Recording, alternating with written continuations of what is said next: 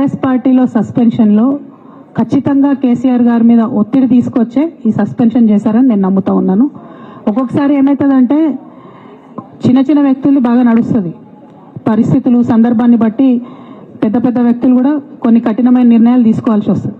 కేసీఆర్ గారు ఈ నిర్ణయం ఎందుకు తీసుకున్నారో అని అడిగేంత పెద్దదాన్ని కానీ అంత రాజకీయ అనుభవం కానీ నాకు లేదు. సో వారు తీసుకున్నటువంటి నిర్ణయాన్ని నేను శిరసావహిస్తాను. వారు ఎందుకు తీసుకున్నారో ఈ నిర్ణయం నాకు తెలియదు. కానీ నాకు ఒక సమస్య ఉంది, నేను రాసినటువంటి లెటర్ లీక్ అయిందని చెప్పి 100 రోజులైంది. ఆ సమస్య జరిగి 100 రోజులైంది. ఆ 100 రోజుల కన్నా ముందు కూడా నా మీద వివక్ష కొనసాగిందని వాళ్ళ నేను మీకు ఎగ్జాంపుల్స్తో సహా చెప్పే ప్రయత్నం చేశాను. ఆ 100 రోజుల నుంచి జరుగుతున్నటువంటి పరిణామాలను కూడా మీ అందరి ముందు పెట్టిన. ఈ 100 రోజులలో పార్టీ ఎప్పుడు కూడా నన్ను ఎక్స్ప్లెనేషన్ అడగలేదు. నిన్న నన్ను సస్పెండ్ చేసే ముందు కూడా నన్ను ఎక్స్ప్లెనేషన్ అడగలేదు. ఇంకా చెప్పినా కదా, విచిత్రమైన విషాదం ఏంటంటే సడన్గా డిసిప్లినరీ కమిటీ పుట్టుకొచ్చింది.